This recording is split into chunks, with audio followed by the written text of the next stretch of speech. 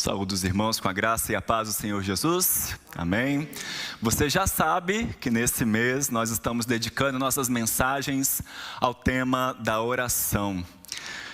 E eu creio que eu posso dizer por nós, pastores, que nós encontramos um grande problema, na verdade, ao falar sobre a oração na Bíblia. Um problema bom, digamos assim, porque a Bíblia fala muito de oração. De Gênesis a Apocalipse, nós temos exemplos de oração, atitude de oração, como as pessoas oraram, como nós devemos orar, os próprios exemplos que Jesus Cristo nos deu. É difícil, então, escolhermos somente 8 textos para trabalharmos no mês, um por culto. Então, esse é um bom problema, é um desafio, mas nós louvamos a Deus também, porque a sua palavra é muito rica e é impossível nós apresentarmos aqui tudo o que a Bíblia diz sobre oração, é impossível nós esgotarmos esse assunto e nós cremos que Deus tem direcionado a nossa igreja, Deus tem falado conosco de maneira muito profunda e sensível. Nós já vimos aqui, desde o primeiro domingo de junho, que há 3 razões que nos impulsionam a orar. Nós devemos orar para conhecer melhor a Deus. Devemos orar também para que os olhos do nosso coração sejam abertos às realidades espirituais, sejam iluminados. E também devemos orar para experimentarmos transformação em nossa vida. Também vimos que ao orar, devemos ter 2 atitudes principais. Primeiro, uma atitude de intimidade, com o senso da presença de Deus. E a segunda, orar com o engajamento da nossa mente, do nosso coração também. Na semana passada nós vimos sobre o Deus a quem oramos e aprendemos que toda a Trindade está envolvida na oração. Se você esteve aqui, você se lembra que o pastor José Roberto nos ensinou que nós oramos a Deus Pai, pela mediação do Deus Filho, Jesus Cristo, no poder do Espírito Santo. E nós também vimos na semana passada o exemplo do apóstolo Paulo. E entendemos que muitas vezes Deus não ouve a nossa oração, ou, se você preferir, até ouve, mas responde não à nossa oração, porque Ele está trabalhando algo em nossa vida.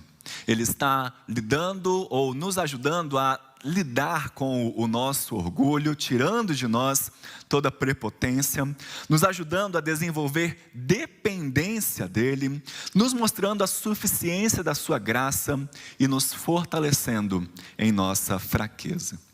E ao falarmos sobre oração não respondida, nós lembramos aqui do exemplo de Jesus Cristo, o nosso Salvador, que pediu ao Pai 3 vezes, para que, se fosse possível, Ele fosse poupado da cruz. Nós sabemos que o Pai lhe respondeu não. É justamente nesse episódio que eu quero meditar com você nessa manhã. Eu peço que você abra a sua Bíblia no Evangelho de Marcos, capítulo 14. Vamos ler dos versos 32 ao verso 42. Ao falarmos sobre oração, nós percebemos que não há melhor exemplo de oração, de atitude de oração, do que o nosso grande mestre, Jesus Cristo. Marcos, capítulo 14, versos 32 a 42. O texto vai aparecer aqui no nosso telão.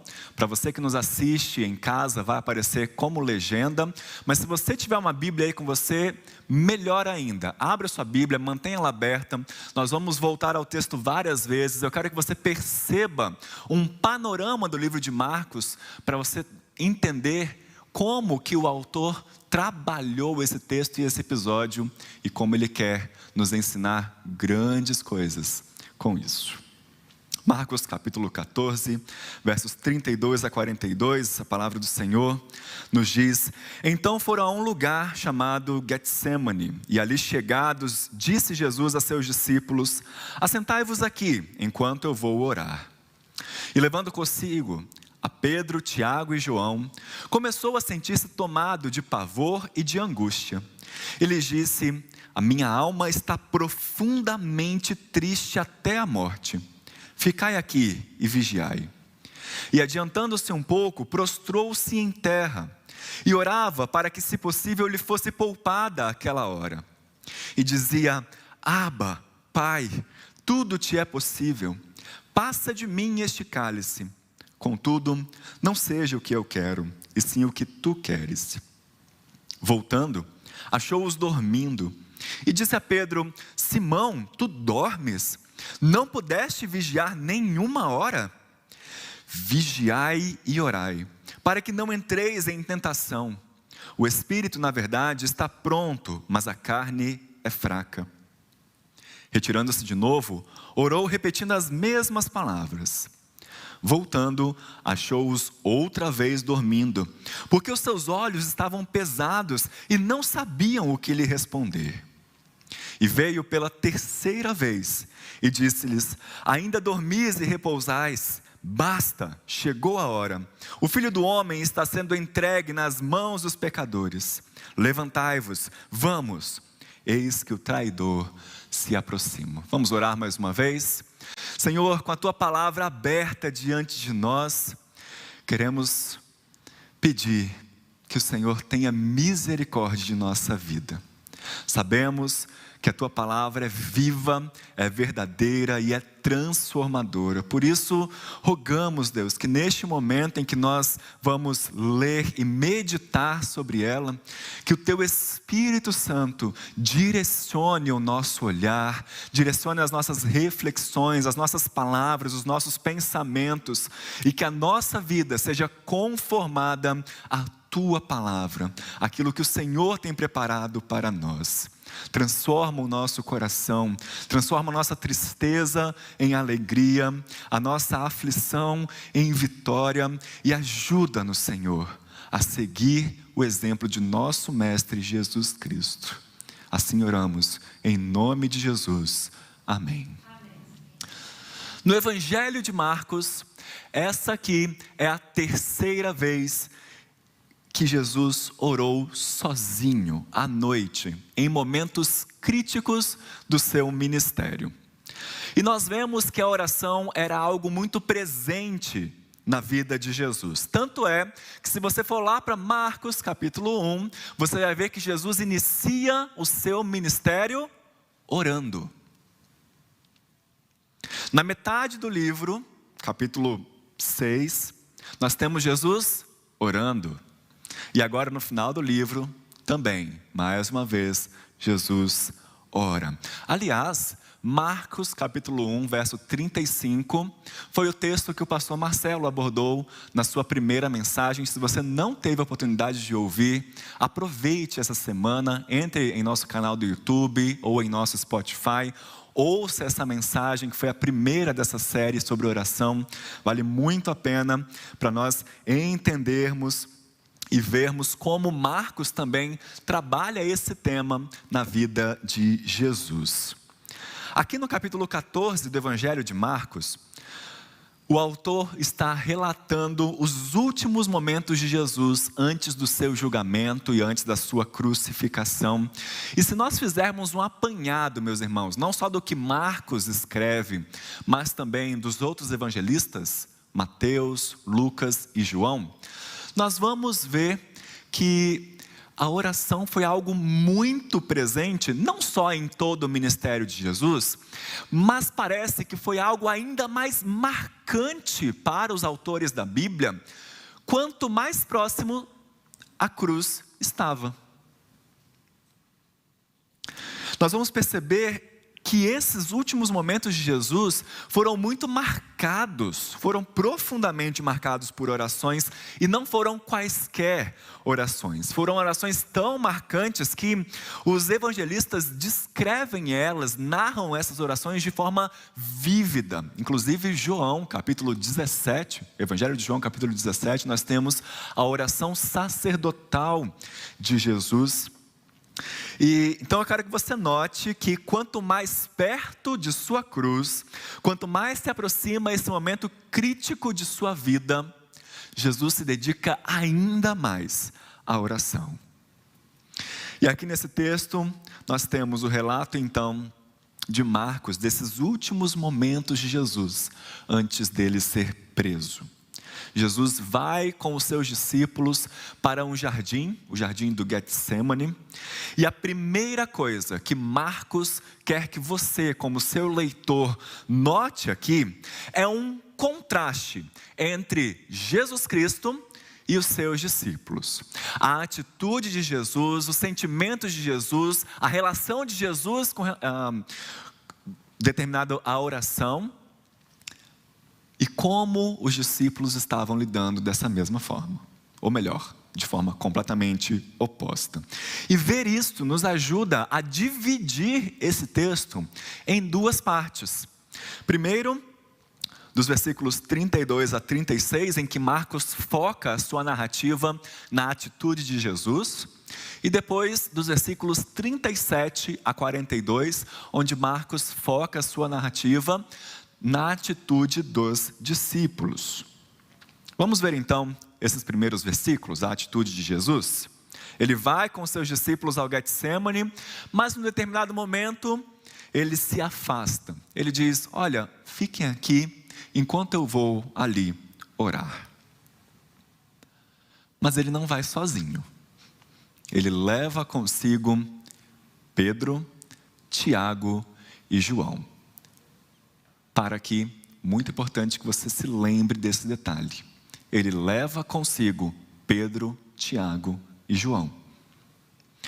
Pedro, Tiago e João foram discípulos que exerceram um papel muito importante, porque volta e meia, Jesus chamava só eles três para que pudesse ensiná-los algo, para que pudesse se revelar de uma maneira um pouco mais extraordinária do que ele já fazia. Marcos começa então a nos apresentar as aflições e o sofrimento psicológico de Jesus, e que Jesus estava experimentando antes do seu sofrimento físico. Ele diz que aqui Jesus começa a sentir pavor, a sentir angústia. Essa é uma descrição extremamente vívida do que Jesus estava sentindo. Ele foi tomado por um misto de perplexidade, de medo, de incerteza, de ansiedade com relação àquilo que estava para acontecer. E só existe uma explicação razoável para essas declarações, meus irmãos. Não foi somente que o temor, que Jesus estava do que estava para acontecer, do sofrimento físico da morte, mas foi o senso de uma enorme carga da culpa humana, que naquele momento começava a exercer pressão sobre Jesus. Foi o senso do peso dos nossos pecados, das nossas transgressões, que ali estavam sendo já lançados sobre Jesus de maneira especial. Ele estava sendo feito maldição em nosso lugar. Ele começava a levar sobre si as nossas tristezas, as nossas dores, de acordo com a aliança que ele veio cumprir nesse mundo. E Jesus não esconde a sua aflição dos seus discípulos. Ele diz no verso 34, a minha alma está profundamente triste até a morte. Essa angústia então, não somente da morte física, mas da morte eterna no lugar do seu povo para expiar os nossos pecados, estava vindo sobre Jesus, agora mais do que nunca. E essa é a razão pela qual ele diz que ele estava triste a ponto de morrer, porque ele estava suportando aquilo tudo sozinho. E aqui nós temos mais um contraste importante. Lembrem-se de que Pedro, Tiago e João foram os 3 discípulos que subiram ao monte com Jesus Cristo e viram Jesus transfigurado em toda a sua glória. Marcos capítulo 9 diz que eles ficaram maravilhados e na verdade até confusos com o que estava acontecendo, porque Jesus começou a brilhar com tanta intensidade que eles quase não conseguiam vê-lo. Ali apareceram com eles Moisés e Elias. Mas agora, no Getsemane, os discípulos veem o oposto. Veem o seu mestre esvaziado de toda a sua glória, cheio de temor, angústia, aflição, sem o brilho majestoso que eles viram na outra ocasião. O texto continua dizendo que Jesus ficou um pouco mais à frente deles e ali se prostrou, pedindo ao Pai que aquela hora indescritível de angústia e de dor fosse poupada, que ele fosse poupado, que passasse dele. Verso 36, e dizia: Abba, Pai, tudo te é possível, passa de mim esse cálice, contudo não seja o que eu quero, e sim o que tu queres. Então, o contraste com o episódio da transfiguração continua. Lá, eles ouviram uma voz do céu, que descia do céu, dizendo: este é o meu filho amado, em quem me comprazo. Agora, é Jesus, o Filho, que levanta a sua voz aos céus e diz: Pai. A oração que Jesus faz aqui, meus irmãos, é surpreendente. Nós já falamos aqui em outras oportunidades sobre o fato de Jesus chamar Deus de Abba, de papai, papaizinho. Isso para um judeu era algo inimaginável, era uma heresia inclusive, uma blasfêmia. Demonstrar uma proximidade assim, uma intimidade tão grande com o próprio Deus, Criador dos céus e da terra, era algo absurdo. Mas eu quero que você note que Jesus não era um mestre estoico que nega as suas sensações, que ignora os seus sentimentos. Pelo contrário, Jesus ora de maneira bíblica, numa estrutura bem parecida com os salmos de lamentação do Antigo Testamento. Você lembra quando o salmista pergunta a si mesmo: por que está abatida, ó minha alma? Por que você está se comovendo tanto dentro de mim? Ou o texto que nós lemos no início do culto: Deus meu, por que me desamparaste? O mesmo texto Jesus vai utilizar quando estiver na cruz. São salmos, são textos da Bíblia que seguem uma mesma estrutura, um mesmo padrão dessa oração aqui de Jesus. E é no espírito de total confiança e submissão que ele faz o seu pedido. Pai, tudo te é possível, porém, que seja feita a tua vontade. Confiança, mas submissão.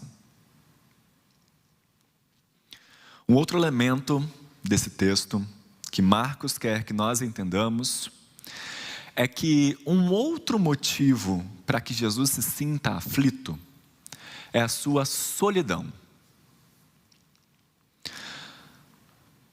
No Getsemane, Jesus encontra o silêncio dos céus.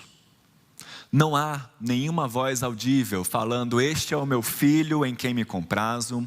Não tem o Espírito Santo descendo em formato de pomba.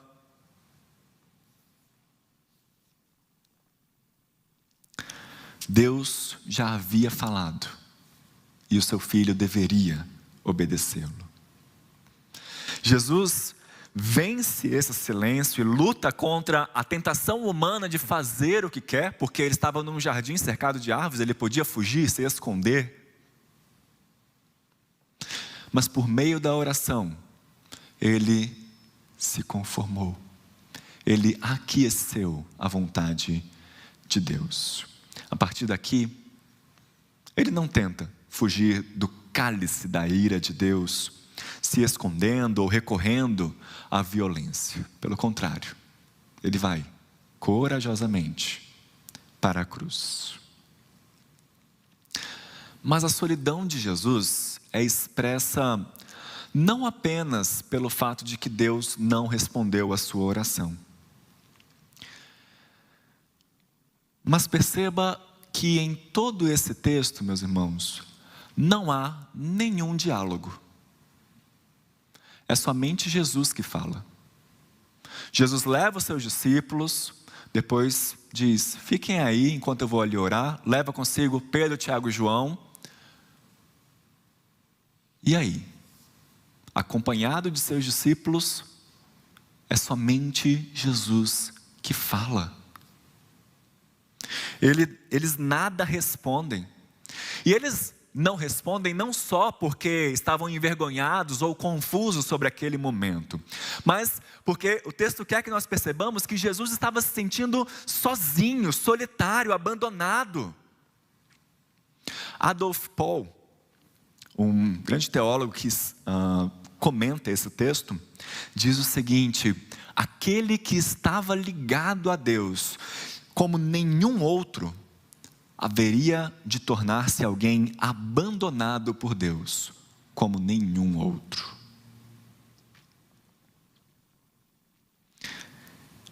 Então, chegamos à segunda parte desse texto, que mostra um problema que estava acontecendo com os discípulos.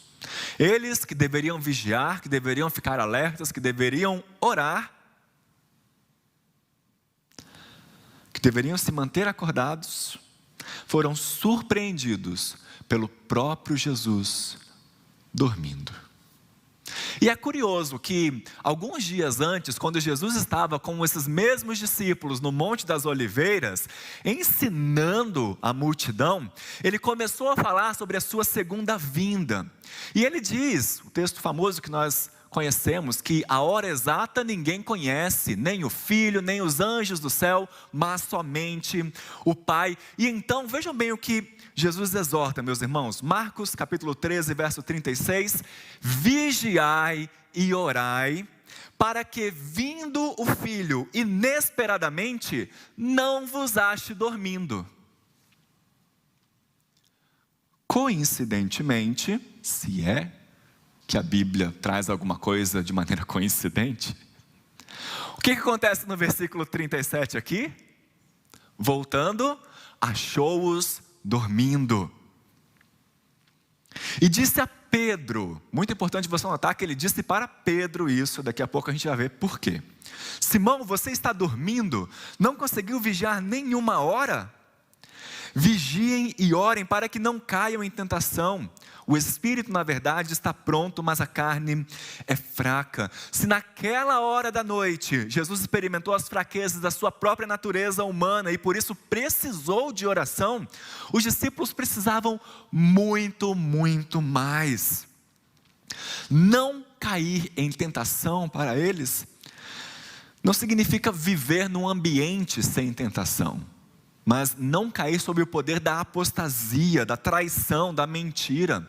Eles estavam sendo tentados a deixar Jesus, a se tornarem infiéis àquela causa. E foi justamente isso que aconteceu. O que aconteceu quando Jesus foi preso? Seus discípulos fugiram.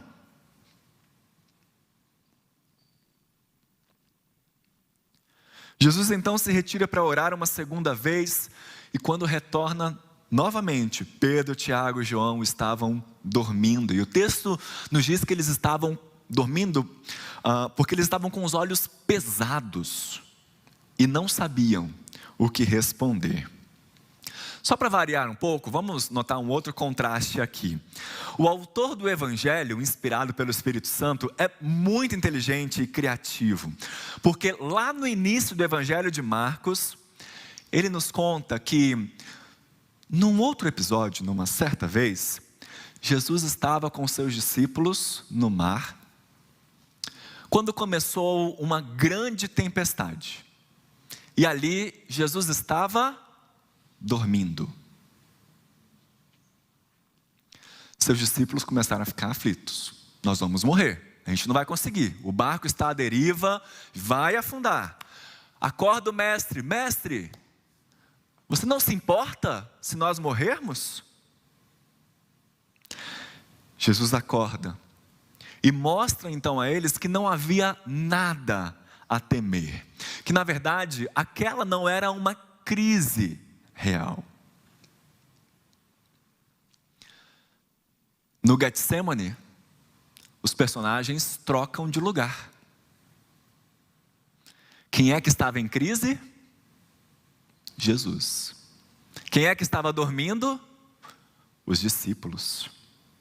Mas essa não era uma simples crise, uma falsa crise da qual ele não deveria ter medo. Ele realmente estava prestes a morrer, ele estava levando sobre si os pecados de todo o mundo. E Marcos, o autor do Evangelho, faz esse contraste, esse jogo de palavras aí e de ideias de uma forma espetacular, mostrando para nós que na verdade o sono dos discípulos não era um sono físico.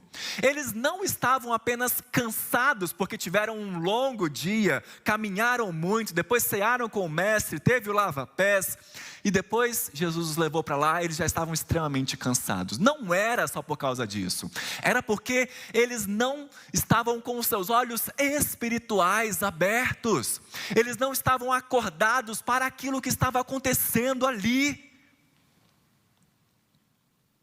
Eles não percebiam quão crucial era aquele momento. Tanto é que, quantas vezes Jesus volta e acha os discípulos dormindo? 3 vezes.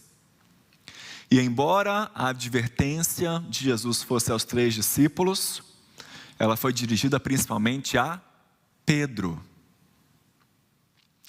No mesmo capítulo de Marcos, meus irmãos, logo no final do capítulo, quantas vezes Pedro nega a Jesus? 3 vezes. É por isso que Jesus insiste: vocês ainda estão dormindo, vocês não estão enxergando o que está acontecendo.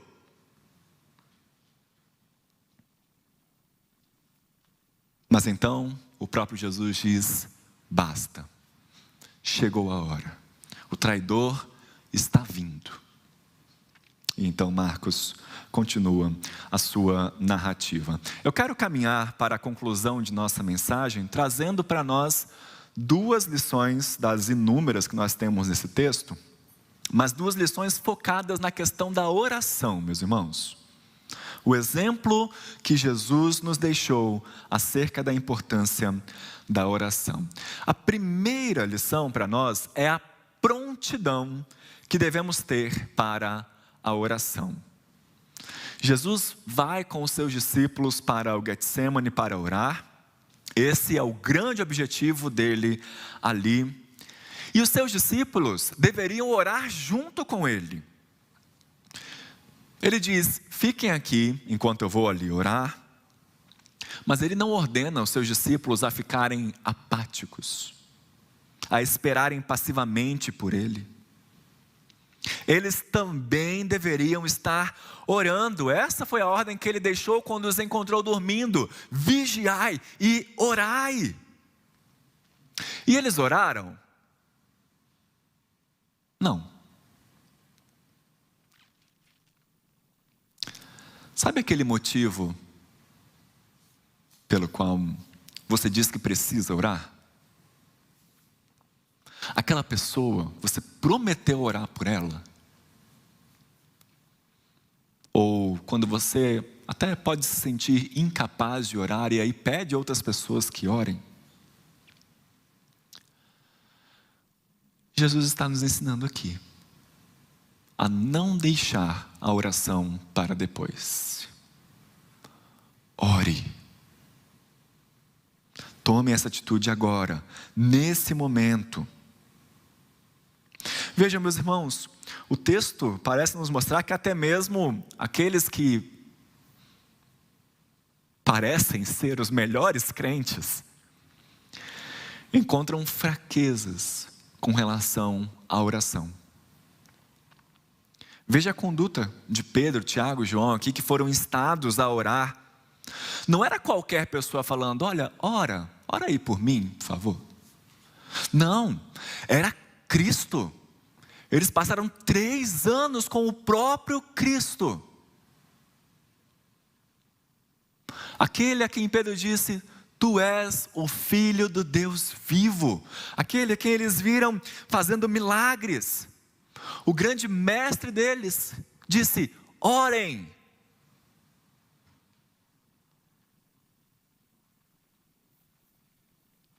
Eles continuaram apáticos ao que estava acontecendo, quando deveriam ter ficado alertas, acordado, orando. Caíram no sono. Ainda que avisados, pouco antes, que o perigo estava às portas e que a fé que eles tinham fraquejaria, eles dormiram.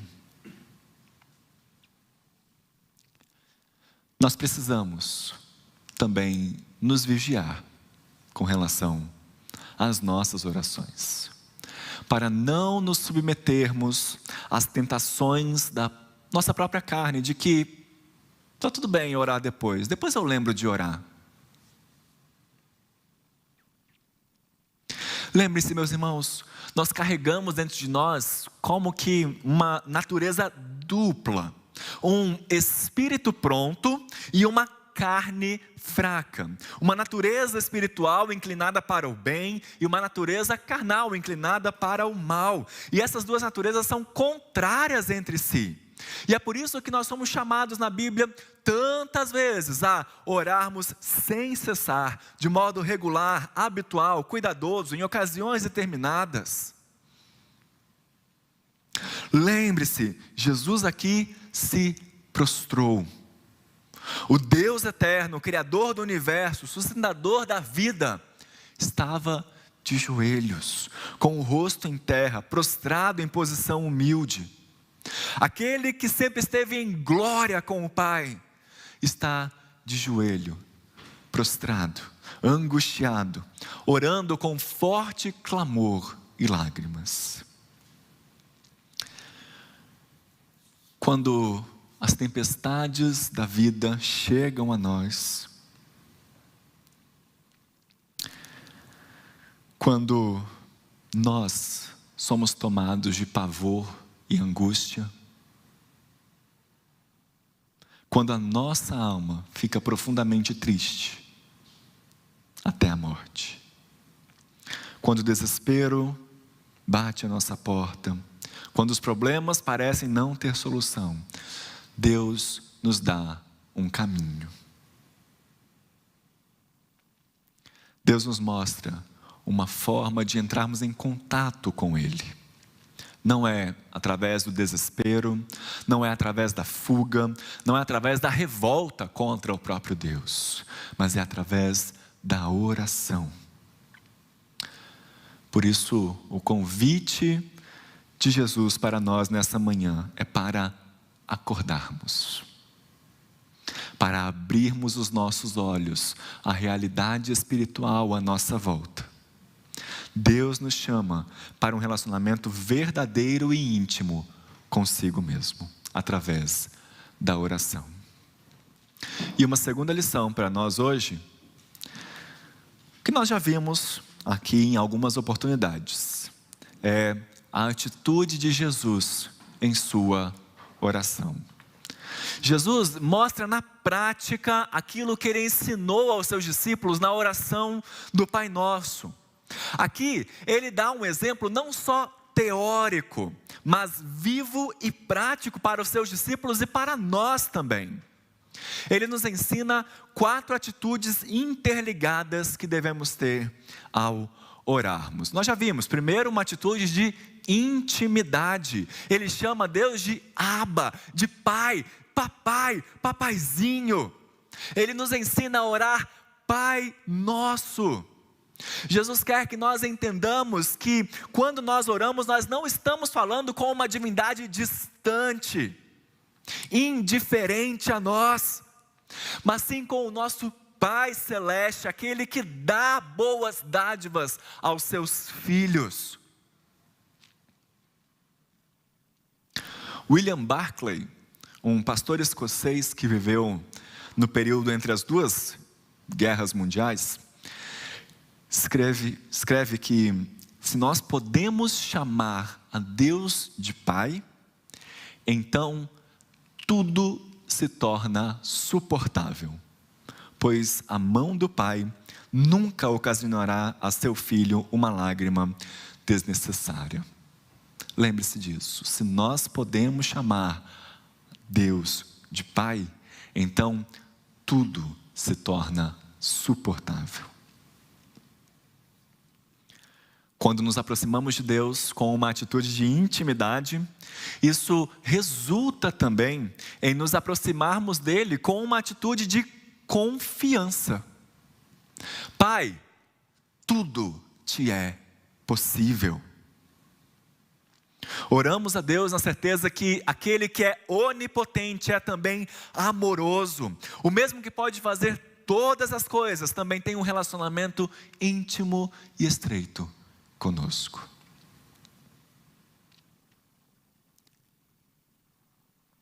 Consequentemente, se assumirmos uma postura de intimidade com o Pai e de confiança, isso também resulta numa terceira atitude, uma atitude de submissão. Pai, tudo te é possível, passa de mim esse cálice, contudo, não seja o que eu quero, e sim o que tu queres.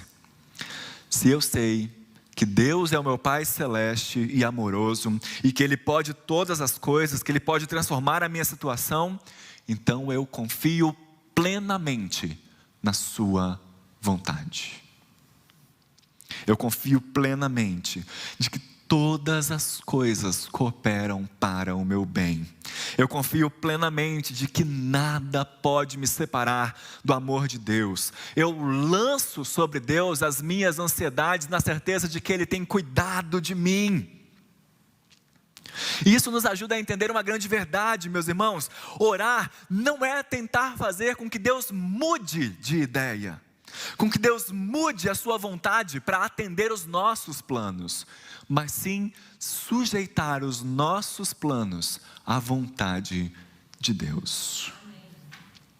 John Bunyan, autor do Peregrino, um livro clássico que, aliás, você não pode passar dessa vida para outra sem ler, O Peregrino, escreve que a oração é derramar de modo sincero, consciente e amoroso o coração ou a alma diante de Deus por meio de Cristo, no poder e ajuda do Espírito Santo, buscando as coisas que Deus prometeu ou que estão em conformidade com a sua palavra para o bem da igreja, com fiel submissão à sua vontade. Derramar a sua alma diante do Pai com fiel submissão à sua vontade. E por fim, uma vez que eu me coloco orando em intimidade com Deus, confiando em suas promessas e submisso à sua vontade, uma quarta atitude é a persistência. Jesus ora aqui 3 vezes, focando sempre o mesmo aspecto. E vale a pena nós compararmos com a maneira como o evangelista Lucas descreve esse mesmo episódio, porque Lucas vai dizer que a cada vez que Jesus voltava para orar, ele orava mais intensamente, a ponto de que em certo momento lágrimas de sangue escorreram de seus olhos. Faz parte de nossa natureza desanimarmos, meus irmãos. Desistirmos de orar, muitas vezes nem insistir mais. Mas o próprio Jesus ensinou seus discípulos a orarem e nunca desistirem, a perseverar na oração. Deus nos chama para irmos a Ele, confiados de que Ele tem o melhor preparados para nós, confiados nas suas promessas. Ele é o nosso Pai. Prontidão, intimidade, confiança, submissão e persistência. Foi o exemplo que o nosso Salvador nos deixou aqui com relação à oração. que essas sejam características nossas também. E que assim como nós já cantamos aqui hoje, possamos a todo momento vigiar e orar. Deus nos abençoe.